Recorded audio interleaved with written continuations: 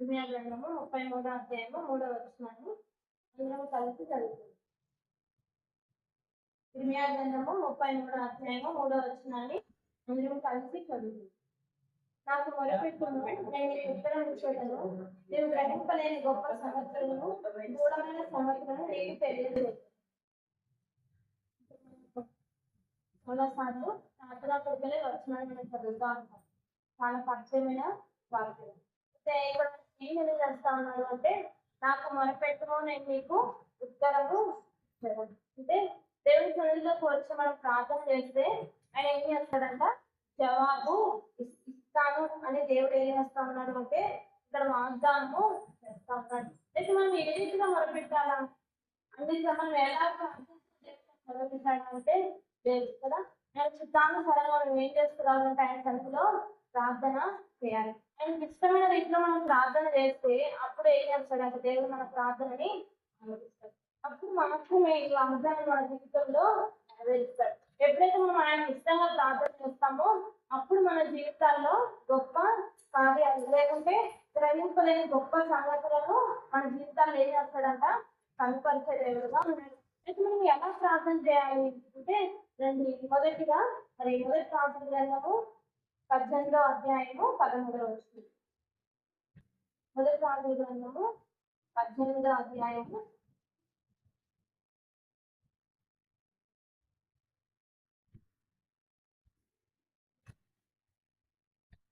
37వ వచనం.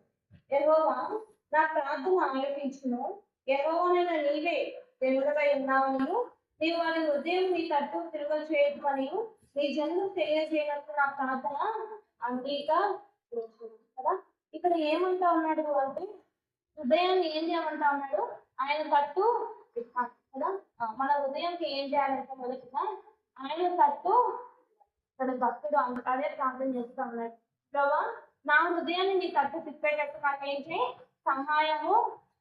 మరి మన హృదయాన్ని కూడా మనం ఏం చేస్తూ రావాలంటే తన ముందు వచ్చినట్టు మనం చదువుకుంటా వెళ్తే ఎప్పుడైతే వారి హృదయాన్ని దేవుని వైపు తట్టు తిరిగి లేకుంటే దేవునికి ఇష్టమైన రీతిలో ఎప్పుడైతే వారు జీవిస్తూ ఉంటారో వారి హృదయాన్ని సంపూర్తిగా ఖాళీ చేసి దేవునికి సమర్పిస్తారో లేకుంటే వారి హృదయాన్ని దేవుడి వైపు కేంద్రీకరిస్తారో దేవుడు ఏం చేస్తాడంటే ఆ ముందు వచ్చినాలో వారి ప్రార్థనను రచిస్తాడు. మనం కూడా ఉదయకాల సమయంలో మొదటిగా మనం ఏం చేస్తూ రావాలి అంటే మన హృదయం దేవుని వైపు తిప్పాలి. అంటే మన హృదయంలో దేవునికి ఇష్టం లేనివి ఏవైతే ఉంటాయో వాటన్నిటిని మనం ఏం చేయాలా, తీసివేసి హృదయాన్ని ఖాళీ చేయాలి. హృదయం అనే బలిపీఠాన్ని మనం ఏం చేస్తూ రావాలంటే దేవుని దగ్గరికి తీసుకొని రావాలి. హృదయం అనే బలిపీఠాన్ని దేవుని బలిపీఠం దగ్గరికి వచ్చి మనం ఎప్పుడైతే సమర్పిస్తామో అప్పుడు ఏం చేస్తాడంటే మన ప్రార్థనను ఆలపిస్తాడు. మరి అక్కడ ఆ భక్తుడు అదే చేస్తా వచ్చాడు. మొదటిగా ఏం చేస్తా వచ్చాడంటే ప్రభు నా హృదయాన్ని నీ వైపు తిప్పుటకు నాకు సహాయం చేయి. మనము మరి ఉదయకాల సమయంలో మనము ఏమని ప్రార్థన చేస్తున్నామంటే ప్రభు నా హృదయాన్ని నీ వైపు తిప్పడానికి నాకు సహాయం చేయి. నా హృదయంలో ఎన్నో నీకు అయిష్టమైనవి ఉన్నాయి కదా, మన హృదయాల్లో చాలా ఉంటాయి కదా. మానవ హృదయ పట్టాన్ని మనం చూస్తే ఎన్ని ఉంటాయో ఆ హృదయం అంతా ఏముంటాయి, బొమ్మలతోనే నిండిపోతుంది. మనం చాలాసార్లు వీడియోస్ లో వింటాం కదా. మన హృదయంలో ఏమున్నాయో మనకి.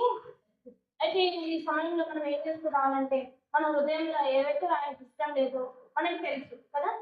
మన దేవుని సన్నిధిలోకి వచ్చే ప్రభా నా హృదయంలో ఇది ఉంది, ఈ చెడు నా హృదయంలో ఉంది, లేకుంటే ఈ హృదయంలో నేను పాపం చేత నింపుకున్నాను, ఏదో మనకు దేవుడికి ఇష్టం లేని ఏదున్నది ప్రభా నన్ను ఏం చేయి, ఈ సమయంలో కానీ చేయి, నా హృదయం నీ వైపు తిప్పుకో, నాకు సహాయం చేయమని. ఎప్పుడైతే మన హృదయం అనే బలిపీఠాన్ని దేవుడి దగ్గరకు తీసుకెళ్తామో దేవుడు ఏం చేస్తాడంటే బలిపీఠాన్ని బాగు చేస్తాడు. మన పడిపోయిన బలిపీఠాన్ని తిరిగి నిలవబెట్టడానికి దేవుడు శక్తిమంతుడు కదా. మన హృదయాన్ని ఎవరు సరిచేయలేరు, దేవుడు మాత్రమే సరిచేయగలరు. కాబట్టి ఉదయకాల సమయంలో మనం ఏం చేస్తున్నామంటే మొదటిగా మన ప్రార్థనను ఆలకించబడాలి అంటే హృదయం బలిపీఠాన్ని బాగు చేసుకోవాలి. రెండవది ఏం చేయాలి ఇలాంటి ఆదికాండము 34వ అధ్యాయము 12వ వచనం.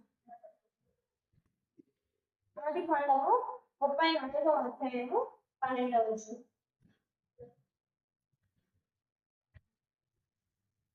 మీరు అడిగినంత ఇచ్చేదను, మీరు ఆ చిన్నదాన్ని నాకు ఇవ్వడని ఆమె తండ్రితో ఆమె సహోదరునితో చెప్పాను. ఇక్కడ మనం ఏం చేస్తామంటే వచ్చిన చూస్తే చిన్నది ఏం చేస్తా ఉందంటే దేవుని మీద ఆధారపడతా ఉంది, లేకుంటే తన తండ్రి మీద ఆధారపడడం మనం గమనించవచ్చు.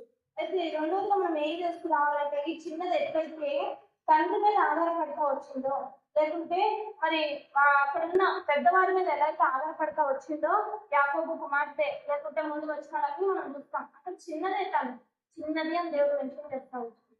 అయితే మనం కూడా ఏం చేయాలంటే రెండోదిగా దేవుని మీద ఆధారపడాలి కదా.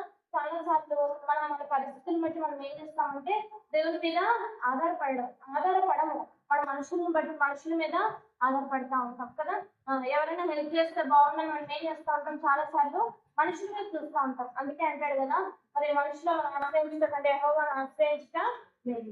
అయితే మనం ఈ సమయంలో రెండోది ఏం చేస్తున్నాము అంటే దేవుని మీద ఆధారపడాలి. ఎప్పుడైతే దేవుని మీద ఆధారపడతామో దేవుడు ఏం చేస్తాడంటే మనకి సహాయము చేస్తాడు. అందుకే అంటారు కదా, యెహోవాయే నా సహాయకుడు అని దావీదు ఏం చేస్తా వచ్చాడు, దేవుని వైపు చూస్తా వచ్చాడు. నువ్వే నా సహాయం అని దేవుని తట్టే చూస్తూ వచ్చాడు. ఈనాడు మన తరం కూడా ఎవరు తట్టు ఉండాలంటే దేవుని తట్టు ఉండాలి. మన హృదయం ఎప్పుడైతే దేవునికి సమర్పిస్తామో రెండోదిగా మనం ఏం చేసుకురావాలంటే దేవుణ్ణి ఆధారం చేసుకోవాలి, కానీ మనుషుల్ని ఆధారము చేసుకోకూడదు. రెండోదిగా మనం ఎప్పుడైతే దేవుడిని ఆధారం చేసుకుంటామో దేవుడు ఏం చేస్తాడు అంటే మన మొరని వినే దేవుడుగా ఉన్నాడు, మన మొరని ఆలోచించే దేవుడుగా ఉన్నాడు. చాలాసార్లు మనం అనుకుంటాం దేవుడి మీద ఆధారపడుతూ ఉన్నాను కదా, నా ప్రార్థనకి జవాబు రావట్లేదే, చాలాసార్లు ఆకర్షణ కూడా మనలో ఉంటది. అయితే అందుకే అంటాడు కదా, తగిన కాలం ముందు మిమ్మల్ని హెచ్చించినట్లు మీరు బలిష్టమైన దేవుని ఏమంటున్నారంట, దీన మనస్కులై. ఇది మరి రెండోగా మనం ఏం చేసుకురావాలంటే దేవుని మీద ఆధారపడుతూ రావాలి, దేవుణ్ణి మనం ఆధారంగా చేసుకోవాలి. దేవుణ్ణి మన సహాయకుడిగా మనము ఎప్పుడైతే చేసుకుంటామో మన మొర ఏం చేయబడుతుంది అంటే ఆలోచించబడుతుంది. అప్పుడే మన ప్రార్థన చెవియొక్కబడుతుంది. అంతేకాదు చాలా సార్లు మనము మందిరంలో ప్రార్థన చేస్తాం, కానీ మనం మందిరం కప్పు దాటిపడి మన ప్రార్థన చాలా సార్లు వెళ్ళదు. ఎందుకు అంటే దేవుని మీద సరిగ్గా మనము ఆధారపడడం, లేకుంటే మన బలిపీఠము, మన హృదయం అనే బలిపీఠము సరిగ్గా లేకపోవడం కారణం చేరే దేవుడు ఈ ధూపాన్ని ఏం చేయడం లేదంటే స్వీకరించడం లే. మరి ఈ ఆకాశం కూడా దాటడం లేదు చాలా సార్లు. మన ప్రార్థననే ధూపం. మరి మన ప్రార్థన అనే ధూపము మన పరలోక తండ్రి దగ్గరికి, లేకుంటే మనం పరమ తండ్రి దగ్గరికి వెళ్ళాలి అంటే మనం ఏం చేసుకురావాలంటే హృదయపూర్వకంగా మొదటిగా బలిపీఠాన్ని బాగు చేసుకోవాలా, రెండోదిగా మరి దేవుని మీద ఆధారపడుతూ రావాలా. మరి ఎలా ఆధారపడాలి రండి, ఇర్మియా గ్రంథము 31వ అధ్యాయము 16వ వచనం.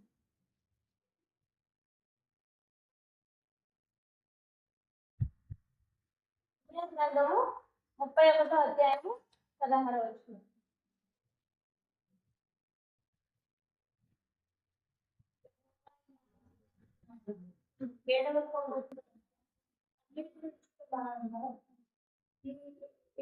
సఫలమై జనులు శత్రువులు దేశంలో నుండి తిరిగి వచ్చేటరు.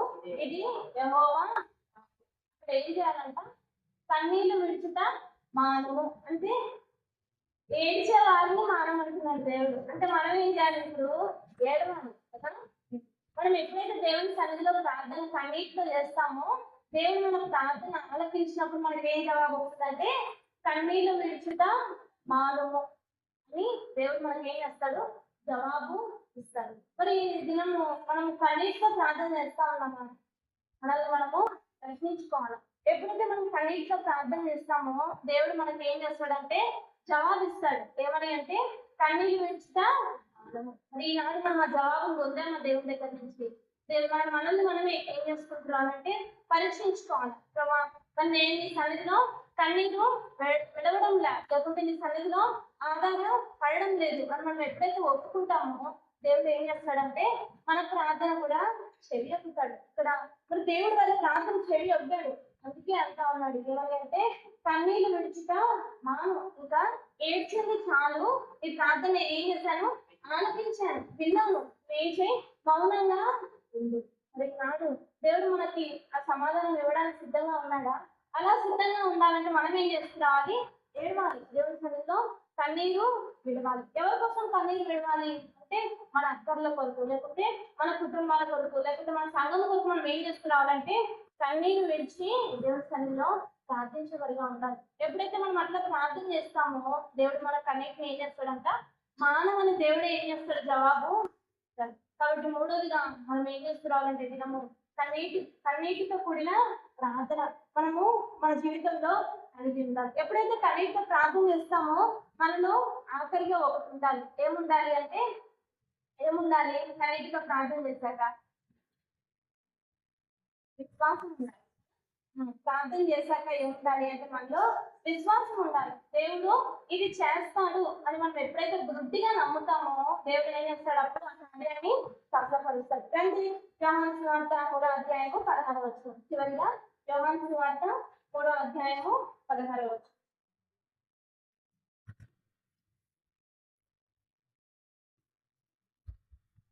దేవుడు లోకం ఎంతో ప్రేమించెను కాగా ఆయన తన అద్వితీయ కుమారుడు పుట్టిన వాని యందు విశ్వాసముంచు ప్రతి వాడును నశింపక నిత్య జీవం పొందినట్లు ఆయన అనుగ్రహించును. అందరికీ ఇస్తామని చెప్పడం లేదు దేవుడు. ఎవరికి ఇస్తానంటున్నాడు? విశ్వాసం ఉంచిన వారికే ఇస్తానంటున్నాడు. మరి ఆఖరిగా మనలే ఉండాలంటే కనీటిగా ప్రార్థన చేశాక విశ్వాసము ఉండాలి. ఎప్పుడైతే మనం విశ్వసిస్తామో అప్పుడే దేవుని కార్యాలు మన జీవితంలో చూస్తాం. అంతేకాదు ఇంకా ఏమంటాడు యోహాను వార్తలో, నమ్ముట నీవనైతే నమ్మడానికి సమస్తము బాధ్యతను. మనం ఎప్పుడైతే మన ప్రార్థనలు మనమే నమ్మమో దేవుడు సాతాను ఏం చేస్తా ఉంటాడు అంటే, ఈ ప్రార్థన ఓడిపోయింది, లేకపోతే ఈ ప్రార్థన నీకు విజయము రాదు, నీ ప్రార్థనకు జవాబు రాదని సాతాను ఏం చేస్తా ఉంటాడు, వెనక నుంచి మనం నెడతా ఉంటాడు కదా. అందుకే ఒక సైడ్ సాతాను మాట వినబడుతూ ఉంటుంది, ఒక సైడ్ దేవుని మాట కూడా వినబడతా ఉంటుంది. ఈనాడు మనం ఎవరో ఒకటి వింటా ఉన్నాము, దేవుని ప్రార్థించిన తర్వాత విశ్వాసము ఉంచుతా ఉన్నాము. మనల్ని మనము క్వశ్చన్ చేసుకోవాలి. ఒకవేళ ఇంతవరకు ఈ విషయాల్లో తగ్గిపోయినట్లయితే మనం ఏం చేసుకురావాలంటే ఈ దినము ఉపవాసంతో వచ్చాం కదా, దేవుని సన్నిధిలో ప్రార్థించాలి. ప్రభా మరి నువ్వు నాకు మొదపెట్టుకు నేను నీకు ఉత్తరం ఇస్తాను అన్నావు కదా, నీ సన్నిధిలో ప్రార్థించిన అన్నావు కదా, నేను నీ సన్నిధిలో ప్రార్థన చేస్తాను, నాకు నువ్వే సహాయము చెయ్యి. నా హృదయం బలిపీఠం నీ యొద్దకు తీసుకొస్తా ఉన్నా, నేను నీ మీద ఆధారపడతా ఉన్నాను. తర్వాత మనం ఏం చేసుకురావాలంటే నేను నీ సన్నిధిలో కన్నీరు విడుస్తా ఉన్నాను, నువ్వే నాకు సహాయం చేయి అని మనం ఎప్పుడైతే విశ్వసిస్తామో ఆఖరిగా అప్పుడే మన ప్రార్థనలకు జవాబు ఇచ్చే దేవుడుగా ఉన్నాడు. కాబట్టి వాక్యానుసారంగా మనల్ని పరీక్షించుకొని ప్రార్థనలోకి